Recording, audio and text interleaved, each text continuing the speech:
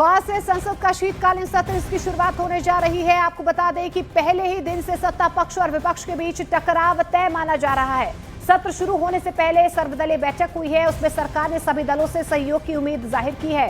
हालांकि विपक्ष एसआईआर और बीएलओ की आत्महत्याओं के साथ दिल्ली में बढ़ते प्रदूषण और दिल्ली में बम ब्लास्ट को लेकर सरकार को घेरने की तैयारी में है। सुबह 10 बजे विपक्ष की रणनीति बनाने वाली एक बैठक होने वाली है। वहीं रक्षा मंत्री राजनाथ सिंह सरकार की फ्लो स्ट्रैटेजी मीटिंग की अगुवाई करने वाले हैं। सत्र के पहले ही दिन दिवंगत पूर्व सांसद और अभिनेता धर्मेंद्र को सदन में श्रद्धांजलि भी दी जाएगी। इसके साथ साथ शीतकालीन सत्र में कई अहम बिल भी पेश किए जाएंगे। कुल मिलाकर शीतकालीन सत्र के हंगामेदार रहने के पूरे आसार नजर आ रहे हैं। सर्वदलीय बैठक के बाद कल कांग्रेस के राष्ट्रीय अध्यक्ष मल्लिकार्जुन खड़गे, कांग्रेस सांसद पी चिदंबरम, गौरव गोगोई कांग्रेस संसदीय रणनीति समूह की बैठक के लिए सोनिया गांधी के आवास पर भी पहुंचे थे, जहां पर सरकार को घेरने की रणनीति पर चर्चा की गई।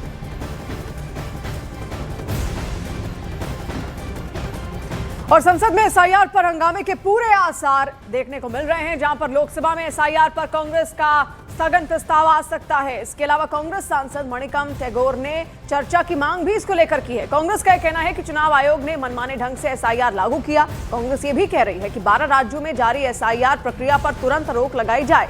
बीएलओ मौत और आत्महत्या की निष्पक्ष जांच हो। निर्वाचन आयोग को सदन में तलब किया जाए। तो एसआईआर का मुद्दा ऐसा रहेगा जो हंगामेदार रह सकता है और जोर शोर से ये मुद्दा बीएलओ की आत्महत्याओं का मुद्दा, ये तमाम ऐसे मुद्दे हैं जो कांग्रेस या फिर विपक्षी लोग यहां पर उठा सकते हैं। विपक्षी सांसदों की ओर से ये मुद्दा यहां पर उठाया जा सकता है। तो देखिए, आज शुरुआत हो रही है लोकसभा के सत्र की और 1 से 19 दिसंबर तक ये सत्र चलेगा। 15 बैठकें इसमें होंगी और ऐसे में 10 बिल पेश किए जाएंगे। लेकिन सदन आखिर कितना चलेगा, हंगामेदार रहेगा या फिर नहीं? और बिहार में जो जीत यहां पर बीजेपी को मिली, उसके तहत आपको बता दें कि राजनीतिक रूप से भी हंगामेदार ये सेशन रह सकता है। उधर बीजेपी की सलाह है कि कांग्रेस और तमाम विपक्षी दलों को बिहार से समझ जाना चाहिए कि वो बेवजह एसआईआर को मुद्दा बना रहे हैं। अगर किसी का नाम नहीं है 2003 में, तो उसको धारा 3 में भरना था। धारा 6, धारा 7, धारा 3 प्रपत्र और हैं, उन प्रपत्रों में भरना। तो इतना फुल प्रूफ है कि चुनाव आयुक्त हो, जिला प्रशासन हो, बीएलओ हो, वो एक एक घर जाकर के उस एक एक मतदाता को गणना प्रपत्र बनाएगा। और उसमें कोई चुनौती है विपक्ष को कि कहीं भी कोई उसमें अनियमितता हो नहीं सकती। और अरुण सिंह और अमित पांडे हमारे दो सहयोगी हमारे साथ जुड़ रहे हैं। अरुण, सबसे पहले मैं आपसे ही समझना चाहूंगी, क्या रणनीति रहने वाली है विपक्ष की? देखिए, विपक्ष की तरफ से सबसे बड़ा मुद्दा जो है जिस पर वो डिस्कशन की बात करेंगे, जिस पर वो डिमांड करेंगे कि चर्चा होनी चाहिए सदन में, वो है एसआईआर। इस मुद्दे को लेकर बीएलओज की जो मौत हुई है, कांग्रेस पार्टी और विपक्ष ने आरोप लगाया कि लगभग 30 बीएलओज की पूरे जो 12 राज्य और यूनियन टेरिटरीज में एसआईआर की प्रक्रिया शुरू की है चुनाव आयोग ने, उस दौरान उनकी मौत हो चुकी है। और ये मौत हुई है वर्क प्रेशर की वजह से। विपक्ष का कहना है कि सिर्फ एक ही महीने का टाइम देना या सिर्फ स्पेसिफिक टाइम देना, 7 दिन बढ़ा देना, ये सही बात नहीं है। और बीएलओज को पूरी तरह से प्रॉपरली और सही ढंग से काम करने के लिए और ज्यादा समय देना चाहिए। पहले तो एसआईआर की प्रक्रिया का विरोध था और अब विपक्षी दल ये कह रहे हैं कि बहुत जल्दबाजी में यह प्रक्रिया अपनाई जा रही है, जिसकी वजह से बीएलओज की मौत हो रही है। और न सिर्फ बीएलओज की मौत हो रही है, बल्कि बहुत सारी अनियमितताएं हैं और कई तरह के आरोप लगाए। राहुल गांधी ने, आपने देखा होगा कि बहुत सारे आरोप लगाए थे कि एक ही व्यक्ति के कई वोटर आईडी कार्ड हैं या एक ही फोटो का इस्तेमाल कई वोटर आईडी कार्ड पर हुआ है, एक ही पते का इस्तेमाल कई वोटर आईडी कार्ड पर हुआ है। इसके अलावा जो दिल्ली ब्लास्ट हुआ, उसमें सुरक्षा की चूक को लेकर के गृह मंत्रालय सहित विदेश नीति को लेकर के घेरेगा विपक्ष। और विपक्ष का यह कहना है कि कश्मीर से लेकर दिल्ली तक, जब सरकार यह कह रही है कि कश्मीर में धारा 370 खत्म कर देने के बाद टेरर मॉड्यूल सारे बस्ट हो गए हैं, टेररिस्ट एक्टिविटीज, पत्थरबाज खत्म हो गए हैं, तो आखिर कश्मीर से लेकर के दिल्ली तक इतना विस्फोटक कैसे पहुंचा, या फिर फरीदाबाद से दिल्ली कैसे पहुंचा? क्या ये इंटरनल सिक्योरिटी की चूक नहीं है? और गृह मंत्री अमित शाह की जवाबदेही तय की जाए, ये मांग भी विपक्ष करेगा इस सदन में जब सत्र शुरू होगा तब। और तीसरी बात है दिल्ली का पॉल्यूशन, जो हाल के दिनों में इतना ज़बरदस्त पॉल्यूशन था, 400 से ज़्यादा एक्यूआई था और बहुत मुश्किल थी लोगों को सांस लेने में, बच्चों को, खासतौर से बुजुर्गों को।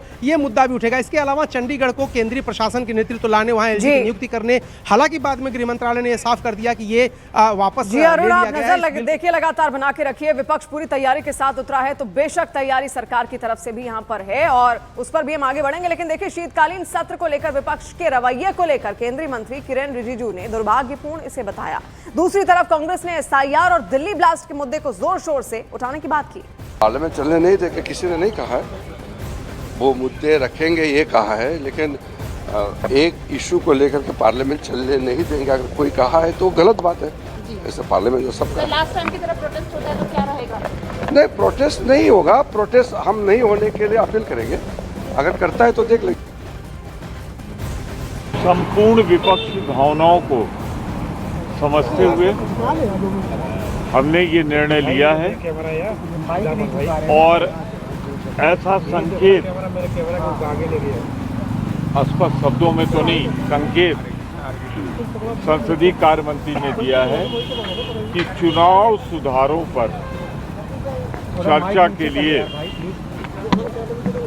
वो आपस में विचार विमर्श करेंगे और उसके बाद किसी निर्णय पे पहुंचेंगे। और हमारे सहयोगी अमित पांडे भी लगातार हमारे साथ जुड़ रहे हैं। अमित, जैसा अरुण हमें डिटेल्स इससे पहले दे रहे थे, बीएलओ का मुद्दा, एसआईआर का मुद्दा, चुनाव सुधारों का मुद्दा, इन पर विपक्ष तैयार है, तो क्या तैयारी सरकार की तरफ से है?